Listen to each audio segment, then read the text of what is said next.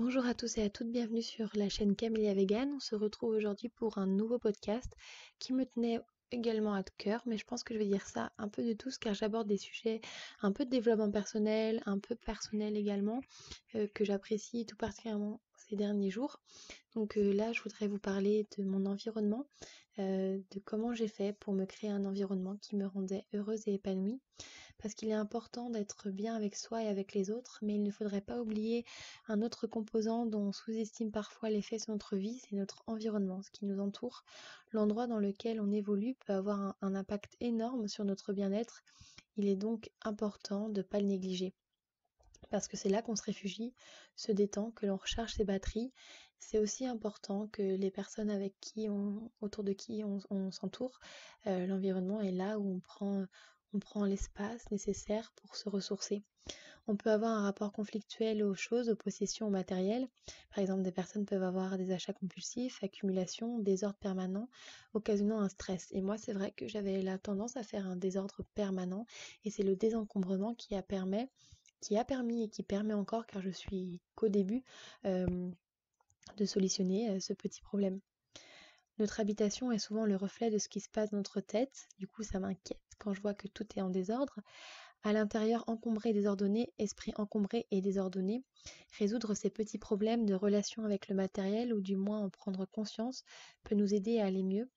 Alors aujourd'hui, je voudrais qu'on se pose la question comment avoir une relation plus saine à nos possessions et un intérieur qui nous suivra, qui nous ouvrira le champ des possibles. Parce que au-delà de son bien-être personnel, le fait de savoir ce que l'on achète, le fait de savoir ce qui nous entoure, c'est aussi positif pour la planète car nous sommes évidemment, comme vous le savez, dans une société de surconsommation, dans une société d'achat, dans une société de possession et ça peut de 1 nous ruiner, de 2 détruire la planète et de 3 empêcher que notre mental soit dans les meilleures conditions pour évoluer. Donc on a un peu trop en ce moment dans notre société un rapport entre le être et avoir, ce que l'on a définit ce que l'on est, notamment avec les réseaux sociaux, avec les Kim Kardashian, avec les gens de la télé-réalité. Voilà, il y a vraiment ce que l'on a définit beaucoup ce que l'on est dans notre société selon moi. Ce n'est plus un secret, nous vivons dans une société de surconsommation dans laquelle les achats et les possessions sont censés nous rendre heureux. Mais en réalité, pour moi, passer un certain niveau de vie, avoir plus d'argent n'est plus corrélé à une augmentation du bonheur ressenti. Il en faut pour... Je parle pour moi parce que c'est le chemin que moi personnellement j'ai pris et que je prends, mais pour moi il en faut peu pour être heureux, peu pour être bien dans sa peau et dans sa vie. Moi ce qui compte avant tout, c'est de sentir épanoui et accompli. Les biens matériels, j'apprends à m'en détacher de plus en plus. Surtout qu'on se rend compte finalement que les biens matériels que l'on possède, c'est de la pacotille, que l'on a payé des fortunes et qui polluent. Donc j'essaye vraiment de me détacher de ça.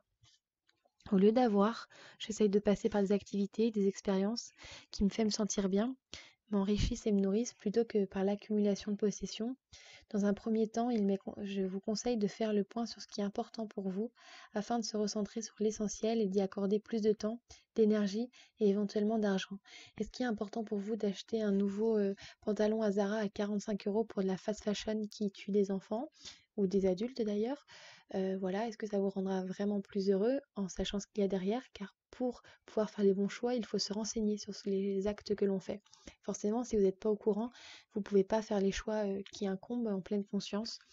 Ou alors, ces 40 €, vous voulez les mettre, je sais pas, dans un voyage pour un week-end, pour prendre le billet de train et aller voir votre famille. En achetant moins de choses qui ne sont pas réellement utiles, on peut se faire bien plus plaisir en investissant l'argent économisé dans des projets ou des activités qui comptent vraiment pour nous. Donc encombrement versus rangement. Alors que fait-on des choses une fois qu'on s'est fait plaisir et qu'on les a achetées, on les entasse. Et bientôt tous nos placards, tiroirs et armoires débordent d'objets qui ne font pas tant plaisir. En fait, on ne les utilise pas, ils prennent inutilement de la place, ils nous font perdre du temps en ménage, en rangement et en décision, notamment avec les vêtements quand on en a trop, quand on n'a pas des vêtements qui nous plaisent forcément, et qu'on dit souvent cette phrase, je n'ai rien à mettre, mais c'est parce qu'on a des vêtements qui ne nous correspondent pas, parce qu'on a acheté trop sans vraiment réfléchir à ce qui nous plaisait réellement, que ce soit dans la praticité, dans la beauté, dans le temps qu'a passé, etc. Souvent, on ne se rend même pas compte à quel point nos intérieurs sont encombrés et on oublie même tout ce que l'on possède, tout est caché dans les placards. Si vous mettez, c'est ça la méthode Marie Kondo, quand vous mettez tous les vêtements sur votre lit qui étaient éparpillés dans votre maison, vous vous rendez compte à quel point on possède des vêtements. Par exemple, je prends les vêtements là, ou les mêmes, le matériel de cuisine, quand on prend toutes les assiettes, tous les verres, toutes les fourchettes, mais il y en a mais tellement qui prennent inutilement de la place et qui font perdre du temps. Souvent, on se rend pas compte, c'est vraiment pas exprès. Qui n'a jamais racheté un objet qu'il avait déjà dans ses placards, qui était peut-être mal rangé? De plus, ce mécanisme d'accumulation nécessite qu'on habite dans des logements toujours plus grands, avec toujours plus d'espace, de rangement pour stocker toutes ces choses inutiles. Donc on prend plus grand pour pouvoir stocker plus, et c'est un cercle vicieux. Enfin, non, c'est pour ça que moi, une tiny house, ça m'ira très très bien. Euh, donc voilà, des choses pour stocker des choses parfois inutiles, des choses qui pour la plupart nous rendent finalement pas heureux, voire nous oppressent, ce qui a été mon cas. Je parle vraiment pour moi parce qu'après là c'est vraiment un, un sujet que j'ai travaillé personnellement. Un grand tri suivi d'un rangement efficace permet de se libérer l'esprit, de faire le point sur ses aspirations, en se demandant par exemple ce que l'on va pouvoir faire de tout l'espace libéré, mais aussi de gagner du temps pour faire plus de choses qu'on aime. Alors, on est dans une époque où on se plaint sans cesse de ne pas avoir suffisamment de temps, que le temps est un luxe. De nombreuses méthodes de rangement existent. Bon, la plus en vogue, c'est de Marie Kondo. C'est une spécialiste japonaise, spécialiste des intérieurs parfaitement rangés et qui le reste. Son objectif, en fait, son credo, c'est ne garder que des objets qui vous font plaisir. Le minimalisme, qui est un mode de vie consistant à réduire volontairement sa consommation et ses possessions, fait lui aussi de plus en plus d'adeptes, dont j'en fais largement partie, mais que j'ai beaucoup de mal à mettre en place. Toutes ces méthodes ont une promesse commune, moins de stress, un plus grand bien-être et plus d'espace et de temps pour rendre possible la vie à laquelle on aspire. Ne plus perdre autant de temps. Donc selon moi, il faut faire ce grand tri et utiliser, lisez, je vous conseille 3 livres, non 2 livres, vraiment qui m'ont aidé, qui étaient La magie du rangement par Marie Kondo et L'art de la simplicité de Dominique Leroux, qui est une femme qui est partie au Japon pendant 25 ans, je crois qu'elle y reste. Et c'est pareil, une méthode de garder l'essentiel. Tout dans l'art de la simplicité n'était pas adapté à moi, mais c'était vraiment un livre, que j'ai lu au lycée, c'était vraiment un livre qui m'a énormément appris.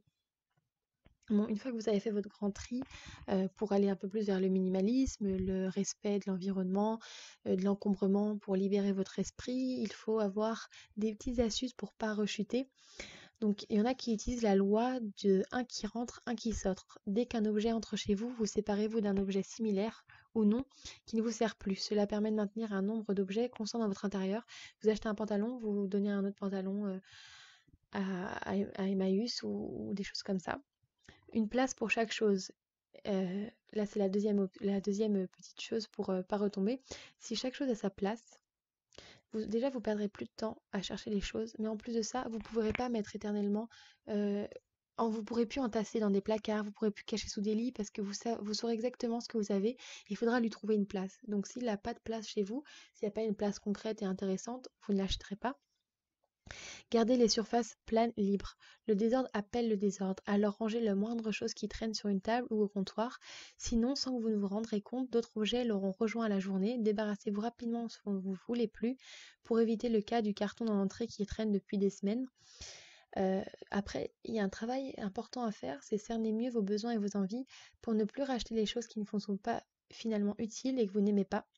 Et puis faire un tri régulièrement, tous les 6 mois, 1 an, car même si on est vigilant, les objets finiront toujours par s'accumuler, que ce soit les cadeaux, les enfants qui ramènent à la maison, le mari, voilà. Ensuite, faire part de votre démarche à vos proches pour éviter entre adultes les cadeaux encombrants ou indésirables. Donc, un autre petit exercice et quelques astuces pour acheter moins mais mieux. Déjà, trouver d'autres hobbies que le shopping qui vous apporteront plus de joie, de connaissances, de savoir-faire et de souvenirs. En cas d'envie d'acheter, reposez l'objet ou fermez l'onglet de votre navigateur et laissez passer 24 heures. Si dans 24 heures vous le voudrez toujours, achetez-le. Et si vous y repensez, posez-vous les questions suivantes. Ai-je déjà un objet similaire? En ai-je vraiment besoin? Est-ce que je vais m'en servir souvent? Puis-je le louer ou l'emprunter au lieu de l'acheter, si j'en ai besoin ponctuellement? Est-ce que cet objet vaut vraiment la peine de m'encombrer et de devoir l'entretenir? Pour quelles raisons ai-je envie de cet objet? Pour être dans la tendance, pour moi ou pour ce que les autres vont penser de moi. Et si vous réfléchissez bien à ces questions, il y aura beaucoup d'objets que vous n'achèterez plus. Donc voilà, moi, il y avait énormément une démarche écologique dans mon minimalisme que j'essaye de mettre au quotidien. Il y a une démarche éthique parce que je ne peux plus acheter des objets qui sont faits qui sont faits en Chine, en Inde, par exemple les vêtements ou même tout ce qui est fabriqué quoi, en plastique, ça pollue les fabrications. Donc c'est pour un objet, c'est pour des raisons éthiques, pour les conditions dans lesquelles les objets sont fabriqués, écologiques, pour encore une fois les conditions dans lesquelles les objets sont fabriqués. Et aussi il y avait un énorme besoin de liberté, de me sentir d'avoir des choses que j'aime, parce que même en étant éthique, c'est-à-dire acheter d'occasion, acheter des vêtements soit éthiques, soit d'occasion sur Vinted par exemple, j'avais quand même une autre tendance à cumuler les objets que je disais mais c'est bien, il n'y a pas eu d'impact, c'est de l'occasion, c'est recyclé, c'est éthique, c'est positif. Du coup, je commençais à cumuler les objets qui étaient pour moi éthiques, mais en fait, ça reste de l'accumulation. Et dans cette accumulation, je ne peux pas m'épanouir parce que je ne peux pas tout ranger. Je ne peux pas. Je n'y arrive pas. Je n'y arrive pas. Ça m'encombre l'esprit. J'aime les espaces clairs. Et là, finalement, grâce à mon déménagement, j'ai pu recentrer autour de moi. J'ai fait des pertes d'objets que j'adore et je suis très triste où je les retrouve, mais j'ai pu faire autour de moi un espace avec simplement les objets qui me tiennent vraiment à cœur. Et quand je rentre, maintenant j'ai un tout petit espace, mais quand je rentre dans mon petit espace, je sens des bonnes vibrations. Je me sens bien. Chaque objet que je touche, je l'aime. Dans ma chambre chez ma mère, chaque objet que je touche, je l'aime. Il a une histoire. Je l'ai gardé parce qu'il me touchait. Et quand je suis à Paris, mon petit endroit où j'ai mes affaires à moi, ce sont des affaires qui m'émeuvent, qui me plaisent ou qui me sont très utiles. Donc je me sens évidemment énormément mieux. Pour moi, c'est très important pour moi, c'est très très important de me créer un cocon. C'est très important de me sentir bien où je suis parce que je peux très vite me laisser déborder. Et comme on dit, si tu as un désordre mental, tu peux avoir un désordre autour de toi et inversement, un désordre chez toi peut te provoquer un désordre mental. Et c'est vraiment quelque chose que j'ai fait. J'ai déjà parlé du minimalisme, mais là, c'était vraiment plus un côté comment j'ai fait et surtout les raisons un peu moins éthiques de pourquoi je les ai faits. Il y a vraiment une raison, on pourrait dire égoïste, hein, une envie de moins, une envie de mieux, une envie d'avoir des choses de valeur, des choses qui me plaisent, des choses qui me touchent, et de pas être surchargée, de pas tout accepter, car quand on est la petite sœur, des fois on prenait les habits de la grande, on a des cadeaux, on accepte les cadeaux, mais parfois ce n'est pas vraiment ce que l'on aurait choisi, et finalement, eh ben, on n'est pas bien parce que les vêtements, on n'a rien à se mettre, parce que ce qui nous entoure ne nous plaît pas fortement. Et maintenant que je garde ce qui me fait plaisir grâce à la méthode de Marie Kondo, si cet objet me rend heureuse, alors je le garde, et ben je me sens beaucoup mieux. Je suis qu'au début, hein, au balbutiement de cette nouvelle vie, mais j'ai toute la vie devant moi pour m'y plonger pleinement. J'ai mes objectifs et mes objectifs de vie, je les lâcherai pas. J'ai du temps, je me mets pas la pression et je sais que je m'améliorerai de jour en jour. Donc voici pour ce petit podcast. Je vous fais de gros bisous et je vous dis à très bientôt sur la chaîne Camélia Vegan. Bye bye!